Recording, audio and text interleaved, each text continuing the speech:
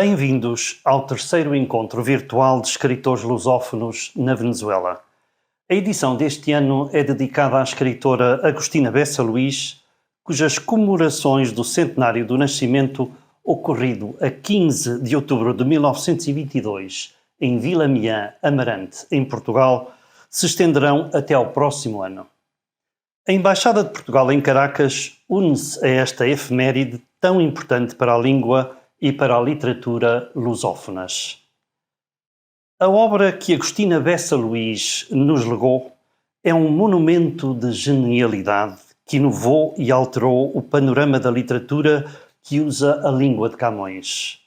Agostina Bessa Luís, que nasceu há apenas 100 anos, um lapso de tempo que é curto quando visto pelo prisma da história, passou rapidamente a fazer parte integrante da cultura lusófona de um modo tão íntimo que já se tornou hábito referirmos-nos a ela apenas pelo nome próprio, Agostina. Agostina é uma das escritoras mais singulares e fascinantes da literatura portuguesa do século XX. É autora de uma vasta e diversa obra literária composta por romances, contos, biografias, peças de teatro, ensaios, livros infantis e de memórias. Viveu momentos cruciais de mudança na história de Portugal e na história universal. Ler um livro de Agostina é um exercício contínuo de filosofia, de encontros e reencontros com os nossos mais íntimos pensamentos. É o que acontece quando a escritora nos fala do papel da memória na nossa existência. O que melhor fixamos é o que amamos, escreveu ela com toda a simplicidade de quem levanta um véu sobre uma verdade que de outro modo poderia passar despercebida. O terceiro encontro virtual de escritores lusófonos realizar-se-á de 26 a 30 de dezembro e será transmitido pelos canais da Coordenação de Ensino de Português na Venezuela e do Correio da Venezuela. Também poderá ser visto através da página de Facebook da Embaixada de Portugal em Caracas. Este evento conta com o apoio da Embaixada de Portugal, do Instituto Camões, da Coordenação de Ensino de Português da Venezuela, do Instituto Português de Cultura, do Festival Literário Internacional de Poços de Caldas no Brasil, do Correio da Venezuela e do escritor moçambicano Delmar Gonçalves, que tem dado um valioso apoio através dos contactos que tem facilitado com alguns escritores lusófonos, entrevistados em anteriores edições deste encontro, assim como na edição de hoje. A ele, como a todas as instituições que referi, o meu sincero agradecimento por contribuírem de modo tão importante para esta atividade que pretende dar a conhecer o riquíssimo património literário de língua portuguesa de diferentes continentes e contextos culturais diversos. A língua portuguesa é um fator simultaneamente de diversidade e aglutinação de uma identidade multicultural única, o mundo lusófono. Os escritores que este ano foram convidados revelam-nos experiências diferentes, refletidas nas páginas das suas obras. No entanto, todos eles têm um elemento em comum: a língua portuguesa. No encontro deste ano, teremos a oportunidade de ouvir e falar com o jovem escritor português Afonso Reis Cabral, vencedor do Prémio Leia em 2014, com a Cátia Bandeira de Melo Gerlach, escritora brasileira que em 2018 foi galardoada com o Prémio Escritora Sem Fronteiras do Brasil. Com o poeta e escritor moçambicano Carlos Paradona Roque, atual secretário-geral da Associação de Escritores Moçambicanos, e com o historiador e escritor macaense Jorge Alberto Rangel, atual presidente do Instituto Internacional de Macau. Iremos também ter o prazer de conversar com Maria Fátima Marinho, uma das maiores especialistas da obra de Agostina, docente da Faculdade de Letras da Universidade do Porto e autora de várias obras na área do estudo da literatura portuguesa. Na Venezuela, onde existe uma grande comunidade portuguesa e onde o ensino de português se encontra em expansão, com cada vez mais escolas a ensinar a língua a um número de alunos que não para de aumentar, este evento pretende divulgar o valor que o português tem na atualidade e, sobretudo, a importância que terá no futuro dos jovens e do mundo. Este ano foi especialmente produtivo para o ensino de português na Venezuela, onde, hoje em dia, contamos com mais de 9.500 alunos que aprendem a língua de Camões, dos quais aproximadamente 8.900 no ensino oficial, distribuídos por mais de 30 escolas. Cerca de 110 alunos têm aulas de português em regime extracurricular nas escolas venezuelanas. Por sua vez, as associações da comunidade portuguesa desempenham um papel insubstituível e de crucial importância, ensinando português a mais de 470 alunos na Venezuela. Queridos amigos, este terceiro encontro virtual de escritores lusófonos na Venezuela procurará celebrar um dos mais extraordinários, admiráveis e belos frutos que a nossa língua nos proporciona: a literatura que nos fala na língua de Camões e na língua de Agostina. Espero que possam desfrutar e aprender com o que estes autores nos contarão e que será certamente uma homenagem muito especial à lusofonia. Muito obrigado. Bom dia, boa tarde, boa noite, bem-vindos a este terceiro encontro virtual de escritores lusófonos na Venezuela. É o terceiro ano que nós realizamos este encontro virtual com escritores de vários países onde o português é a língua oficial. Nesta oportunidade temos como convidado, e a honra de ter Afonso Reis Cabral, jovem escritor português, que aceitou o convite que a Embaixada de Portugal, a Coordenação de Ensino Português na Venezuela, Instituto Camões, o Instituto Português de Cultura, aqui em Caracas. Muito obrigado pelo convite, obrigado. Sim, é uma honra para nós termos-te cá e poder falar consigo, Afonso. E bom, para quem não conhece o Afonso, vou ler um pouquinho sobre apresentar o Afonso Reis Cabral. Nascido em 1990, é autor de 4 livros: Condensação, O Meu Irmão, que ganhou o prémio Leia em 2014, Pão de Açúcar, ganhou o prémio José Saramago em 2019, e Leva-me Contigo, Portugal, e Pé pela Estrada Nacional 2, em 2019. As suas obras estão publicadas em várias línguas. Contribuidor regular para diversas publicações, é colunista do Jornal Notícias e participa semanalmente no programa de rádio Biblioteca Pública da Antena 1. É também presidente da Fundação Essa de Queiroz. Nos tempos livres faz scuba diving e pratica boxe. Uma vez mais, obrigado, Afonso. Não sei se conhece a Venezuela ou algum país da América Latina de língua espanhola. Não. Hemisfério, quer dizer, a América, exceto a América do Norte, onde já fui, a América Central e do Sul, só mesmo Brasil. Ok. Já. Está muito bem. Sabe que na Venezuela existe uma grande comunidade portuguesa. Sim, claro, isso sei perfeitamente, e estou muito a par das notícias da comunidade portuguesa que vão surgindo sempre por cá pelos jornais. Penso que é uma comunidade a certa altura chegou a ser de 1 milhão de portugueses, agora penso que não será tanto. Sim, mas há muitos descendentes de portugueses neste país sul-americano, e esta conversa que vamos ter, Afonso, vai ser transmitida também pelos canais do Correio da Venezuela, que é o órgão de comunicação social mais importante da comunidade portuguesa radicada neste país. Muito bem, depois desta apresentação, Afonso, sempre faço esta pergunta e peço aos entrevistados, aos nossos convidados: fala-nos um pouco de si, onde nasceu, onde cresceu e como foi que enveredou pelos caminhos da literatura.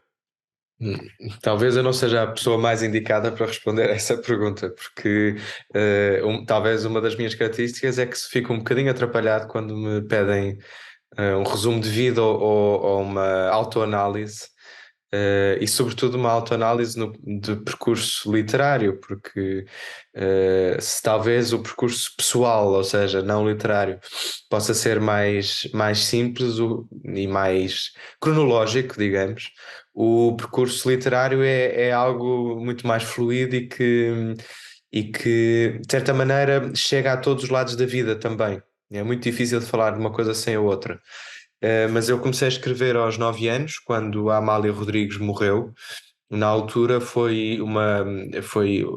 morte da Amália Rodrigues teve uma presença mediática em Portugal muito grande, claro, era a Amália Rodrigues que morria, uma das figuras mais importantes do século XX português. E ouvir a Amália Rodrigues aos 9 anos, eu tinha 9 anos na altura, ouvir a Amália Rodrigues cantar os grandes poetas, não só contemporâneos, mas também da história da literatura portuguesa, e o primeiro dos quais é Camões, só e mais nada, para mim foi um despertar para a escrita, quase como se eu tivesse que responder a um desafio que aquela voz, a voz da Amália, lançava, e aqueles poetas na voz da Amália. E, portanto, comecei a escrever poesia, que talvez seja uma maneira muito elementar de escrever. Para quem não é realmente poeta, a poesia é uma porta de entrada para a prosa. E, portanto, é quase uma porta de entrada assim intuitiva, digamos. Claro que para quem é verdadeiramente poeta, depois a poesia deixa de ser algo intuitivo e passa a ser verdadeira forma literária. Para mim era uma porta de entrada. E, portanto, comecei a escrever poesia aos 9, embora escrevesse muitas outras coisas, dos 9 aos 15 escrevi essencialmente poesia. E publiquei o meu primeiro livro aos 15 anos, um livro de poesia. Na altura eu vivia no Porto e depois, aos 18 anos, fui para Lisboa, onde nasci, mas cresci no Porto, para estudar literatura, porque percebi desde muito cedo que a minha vocação era escrever e que era seria a minha vida, e portanto tudo tinha que ser feito em função da escrita, até, por exemplo, ir para uma licenciatura de Estudos Portugueses e Lusófonos, depois mestrado enfim, com alguma ideia que, se a escrita não fosse sustento, o que normalmente não é, e é muito difícil que seja, com aquele curso que era o curso que eu gostava para me ajudar também a escrever, teria ao mesmo tempo uma mínima, digamos, mínima mesmo, saída profissional na área da edição, que hoje em dia também mantenho, mas como carreira muito paralela, porque a minha carreira é a escrita e na verdade é da escrita que eu vivo e, portanto, a minha vida foi feita sempre em função da literatura. Afonso, o que há na literatura que o atrai tanto? Desde sempre, desde miúdo? Fala-me que aos 9 anos já tinha começado a escrever. O que é que foi que o impulsou? O que é que acha que o atrai tanto na literatura? Quando uma pessoa se mete numa fantasia, depois é difícil. Quando se mete numa fantasia tão cedo, como aos 9 anos, que é a fantasia de escrever, e de se achar que se sabe escrever, depois é difícil sair dela. E, portanto, eu estou convencido que uma coisa levou à outra. A ilusão de que eu sabia escrever levou a eu conseguir realmente escrever. E como ninguém me dissuadiu de escrever, eu fui continuando e fui ganhando mão. Um, É muito difícil responder, porque eu não sei exatamente o que é que. É difícil responder porque a resposta dava um livro.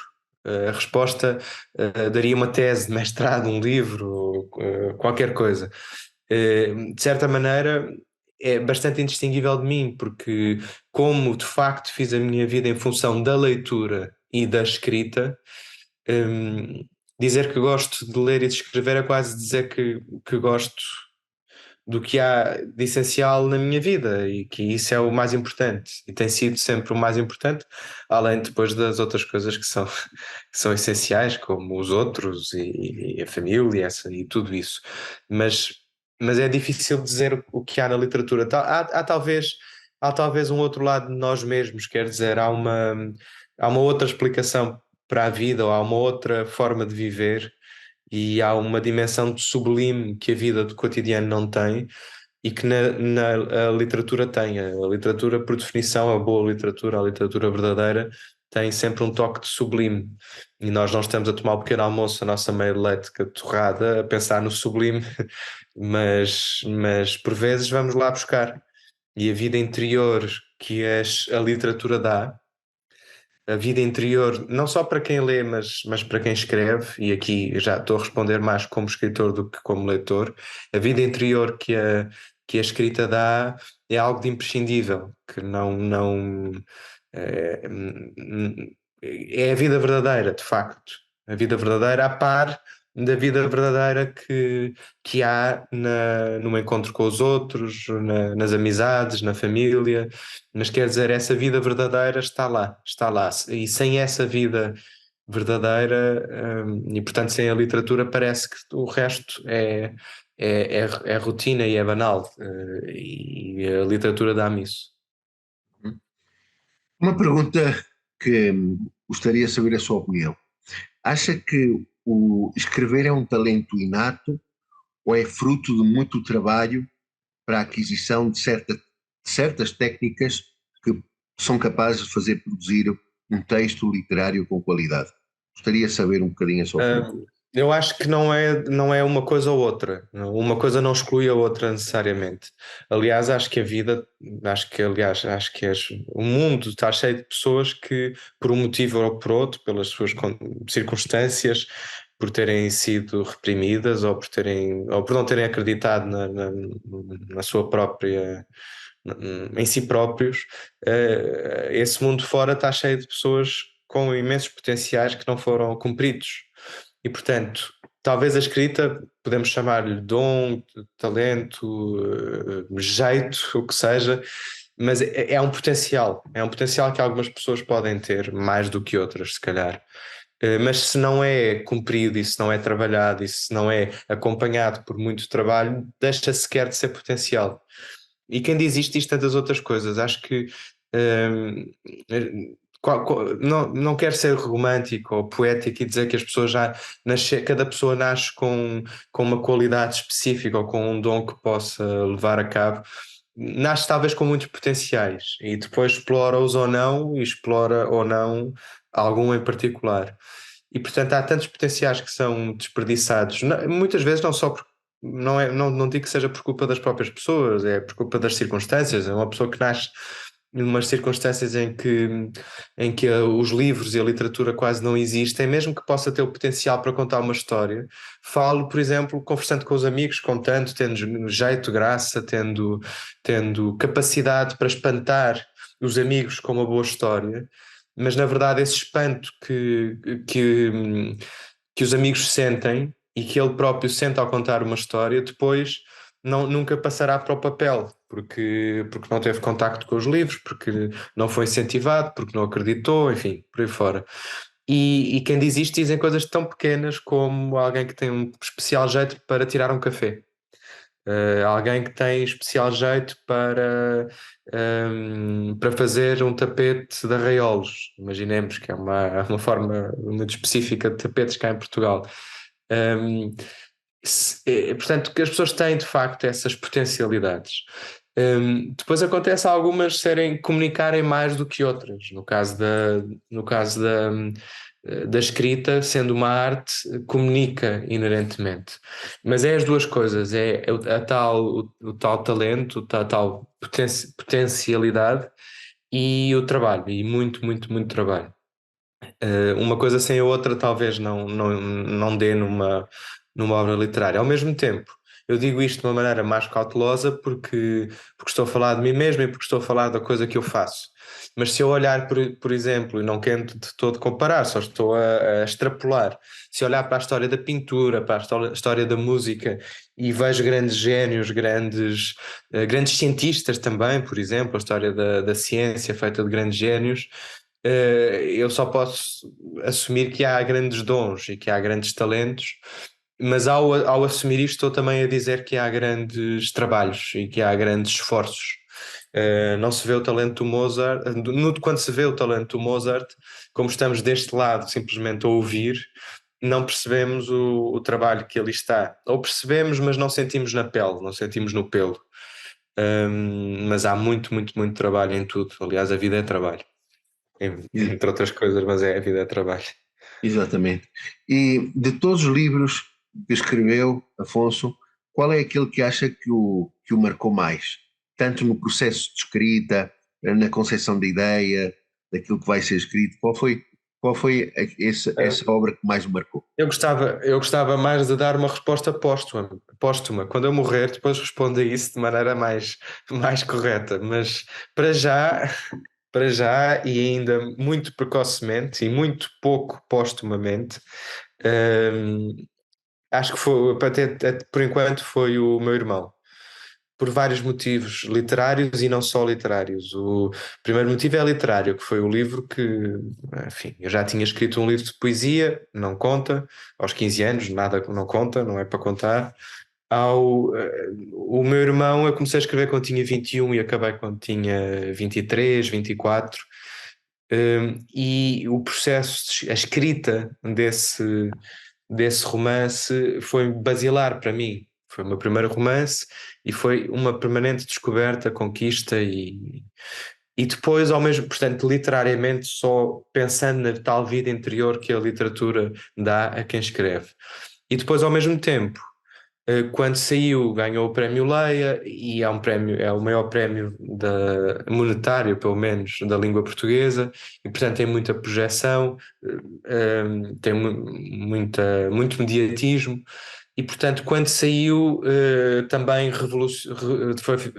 houve uma revolta não, uma revolução, desculpem, uma revolução muito grande na minha vida, e portanto é um livro nesse aspecto para mim abanou de facto.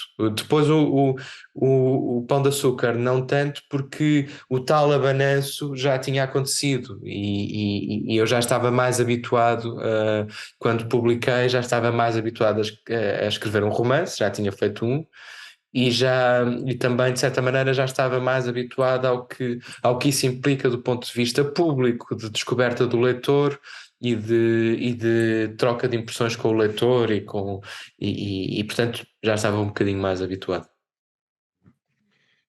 Afonso é presidente de uma fundação chamada Essa de Queiroz, certo? Sim, sim. Essa de Queiroz é seu antepassado. Conhece a obra do seu avô, de um dos seus avós, do seu antepassado. Gosta? Qual é a sua opinião como escritor daquilo que o Essa escreveu? Porque A o Essa é minha, um daqueles grandes nomes da nossa literatura. Claro, claro.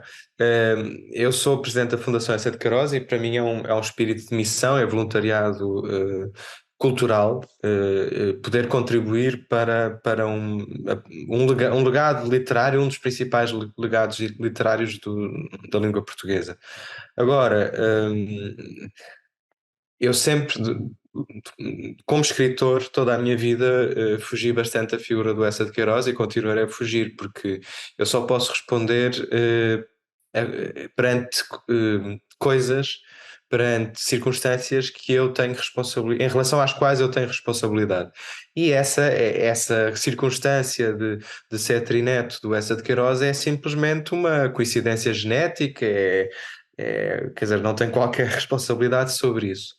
Ao mesmo tempo, eu acho que todos os escritores e todos os leitores, de alguma maneira, de língua portuguesa, são descendentes do Eça de Queiroz. E, portanto, eu não sou o único, há muitos por aí, e é uma obra colossal, monumental, que pede sempre resposta de uma maneira ou de outra. Quer dizer, não há um escritor em língua portuguesa e mesmo um leitor em língua portuguesa sem Eça de Queiroz.